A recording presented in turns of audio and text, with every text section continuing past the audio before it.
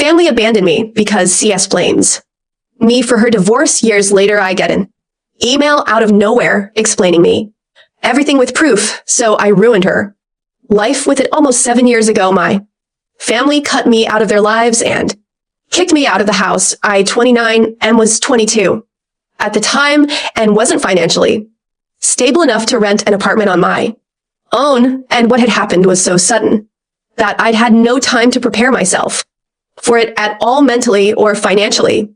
The reason behind all of this was my sister Hannah, 37F, and I have never been close because of the significant age gap between us. She got married to her boyfriend, Pete, 39M, of 3 years when she was 27, and they were married for 3 years. They got divorced 3 years into their marriage because Hannah had accused Pete of having an affair with one of my friends. I've been living with my parents after college since I just started working, and I wanted to save some money before I moved out. My parents were okay with that arrangement as well, but that was only until my sister announced her divorce. She just came back home one day crying hysterically and announced that she'd filed for divorce because her husband had been cheating on her for 6 months now. And then she went on to throw me under the bus for introducing my friend to him. My friend Emily, 28F, was trying to gain weight, and since Pete was a certified dietitian, he agreed to help her out. I had been the one to introduce her to him, and apparently she was the one Pete had been cheating on my sister with. I was shocked that this was happening because even though Emily and I weren't close, I knew for a fact that she was a good woman and would never get with a married man. Besides, cheating was so out of character for Pete as well. He was totally smitten with Hannah and only ever had good things to say about her. So I found it incredibly hard to believe that he cheated on her. I had my doubts, but my parents believed her instantly and didn't even question anything. In spite of the fact that she never had any proof of him cheating, they just took her word for it. But I'm not going to hold it against them, since they would choose their own daughter over their son-in-law, regardless of who was right. What I didn't understand was why they readily kicked me out just because Hannah said so. She just stormed in one day, threw a tantrum, and somehow convinced my parents to throw me out simply because I'd been the one to introduce Emily to Pete. She accused me of ruining her marriage, and my parents agreed with her for some reason. I was devastated and tried to stop my parents, but they weren't ready to listen to me at all and told me that if I didn't leave, then they'd forcefully kick me out. In just one day, I'd lost my family and my home and had absolutely no idea where to go. I was literally sobbing out on the sidewalk with all my stuff for an hour or so before I was able to pull myself together and went to a friend's house for the night. I tried contacting them every single day for the next few days, but didn't have any luck. My friend was kind enough to let me live at his place until I was able to find an apartment for myself. Unfortunately, my parents had pretty much made up their minds that I was in the wrong here, and I was the one responsible for the divorce. My mom and dad had actually told me that they were disgusted by what I'd done before kicking me out, which didn't even make sense because it wasn't as if I'd been the one who Pete cheated with. They blocked my number, so I couldn't get through to them at all, and when I tried to visit them, my mom threatened to call the cops on me if I didn't leave. So after that, I finally realized that they were serious about this and actually did blame me for whatever had happened. I don't think I had any reason to be surprised, since my sister always had been the favorite child my parents had never really planned for a second child. So I ended up always getting sidelined. And while I didn't care much for it growing up, I didn't know that it would lead to something so huge. Thinking about it now, I guess I should have seen it coming, but honestly, I don't think anyone in my place could have seen something like this coming anyway. I even tried to figure out things for myself to make sense of it all for the next couple of weeks, since Hannah and my parents had practically cut me off altogether, and I had no way to get to them. I couldn't speak to Pete either because he blocked me too, which didn't make any sense to me. I couldn't find him either because both Hannah and Pete had vacated the house they used to live in and had left to live with their RESP respective parents.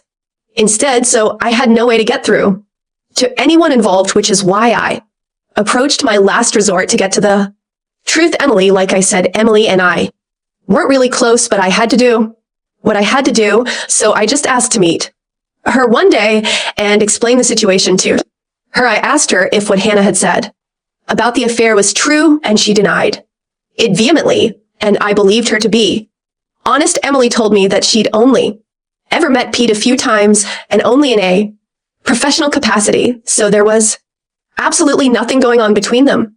And she had no idea why Hannah would say something so awful about her. She even told me that she'd had a steady boyfriend for a couple of years already and was planning to get hitched in a few months too. She even showed me pictures. And what she told me was way more convincing than whatever Hannah had said.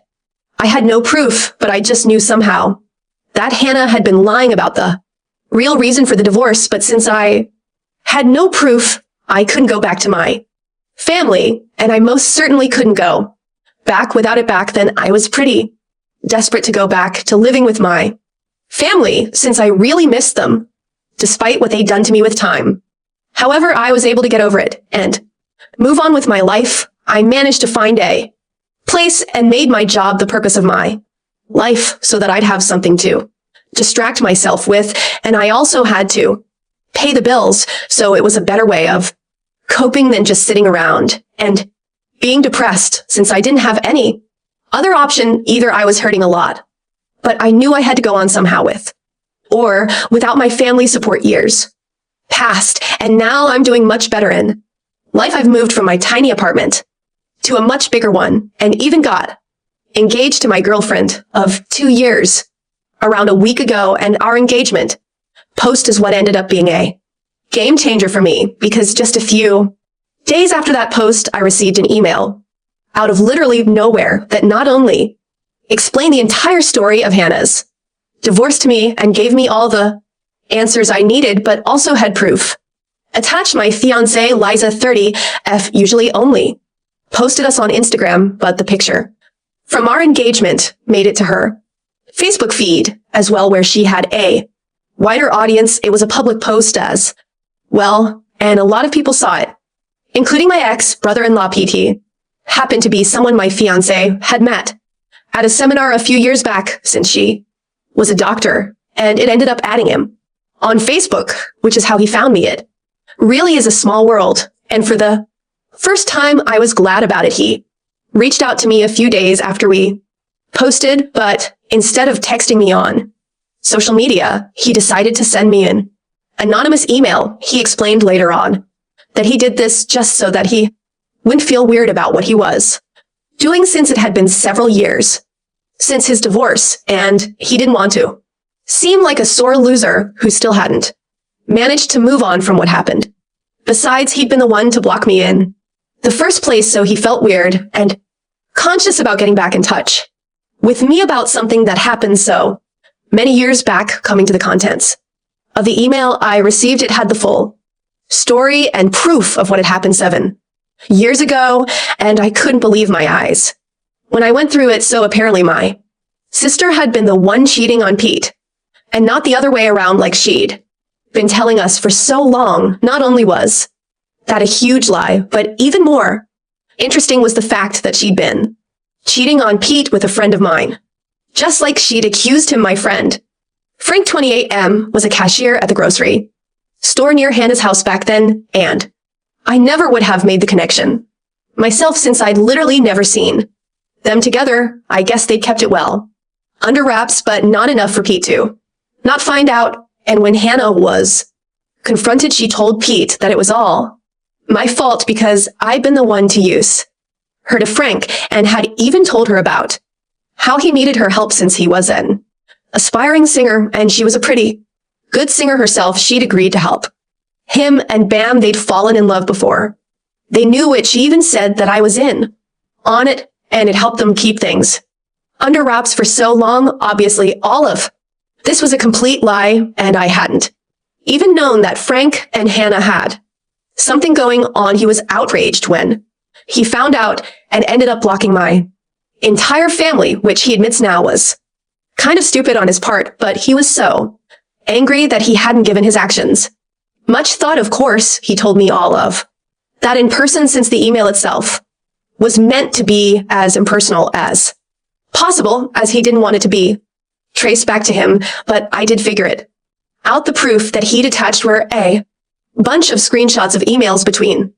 my sister and Frank, where they were discussing how easy it is to fool Pete, and were full of confessions of love and plans for where they were going to meet.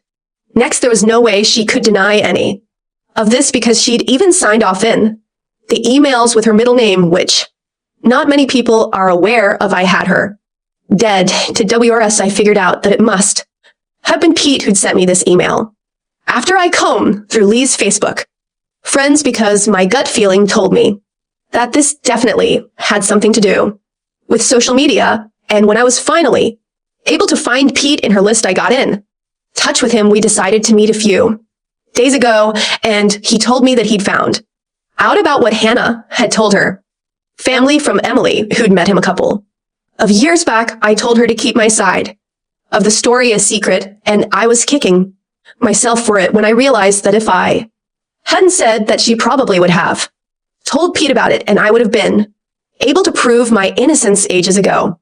Anyway, they'd run into each other a couple of years ago, and she'd ended up asking him about the divorce. So they got to talking, and finally he'd also learned what Hannah had told us. He confessed that he wanted to talk to me about it and tell me the truth, but didn't, because he felt weird. I swear, if Pete wasn't so easily embarrassed, my life would have been a lot easier to deal with. I did forgive him, though, since I needed his help to absolutely destroy my sister, and I knew he'd be on board with it as well.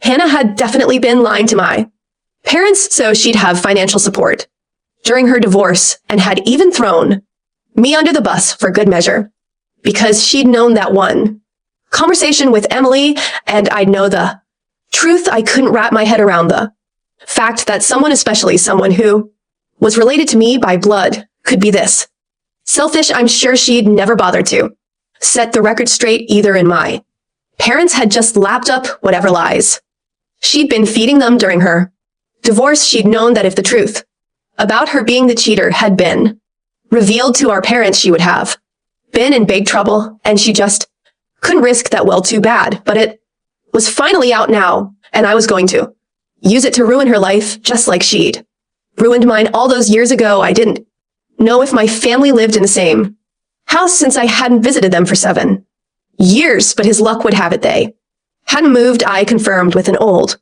neighbor of mine before showing up, and was glad to learn that Hannah was still living with them as well. That wasn't very surprising to me, because Hannah always had been a couch potato and hated doing any work herself. So if she had the option of living with her aging parents and making them do all the chores for her, she'd definitely do it anyway. 2 days back, Pete and I just showed up without warning at their house. My mom opened the door, and we barely even gave her any time to register what was happening before we walked in. My dad and Hannah were also present in the living room, and we were one happy family again, but not for long, since their expression soured just as soon as we entered. My dad began to threaten us immediately and said that he'd call the cops if we didn't get the hell out of his house, and I shot right back, saying that he was free to do whatever he wanted to, but only after he'd read the documents that we were about to show them. My parents looked incredibly confused, but Hannah looked like she was going to barf and excused herself so that she could go to her room. I thought she was trying to escape, but there was no point in doing so anyway. Pete went on to show the divorce documents and the screenshots of Hannah and Frank's emails while I explained the real story. Pete also told my parents how Hannah had to give up our family heirloom, my grandmother's diamond ring, in the settlement, because she couldn't afford to pay him the money, since she's a high school teacher, so she had to sell the ring instead. My parents were already horrified by what we told them, and that was just the cherry on top. We watched the drama unfold as my dad demanded an explanation from Hannah for all that had happened, and when she still tried to lie and cover up the truth despite all the evidence against her. My dad promptly kicked her out. He packed her stuff for her and handed over the bags to her, then told us all to get the hell out of there. House I didn't need to be told twice, and left with Pete while my sister begged and pleaded with my parents to let her back. And just like I had all those years ago, this was karma at its best, and I couldn't be happier about it. It's been a couple of days since then, and my sister showed at my place a few hours ago, demanding that I make things right with my parents immediately. I didn't even know how she found me, but I told her that I didn't know her anything anymore. She'd ruined my life once, so I repaid her the favor, and we were now fair, and swear I guess she really had no pride left, because as soon as I said that, she started sobbing and accusing me of being a monster. I didn't care much for her drama though, and shut the door while she continued to sob relentlessly. I just put my headphones on and listened to music while Liza, my fiancée, worked in her study, so neither of us would be disturbed.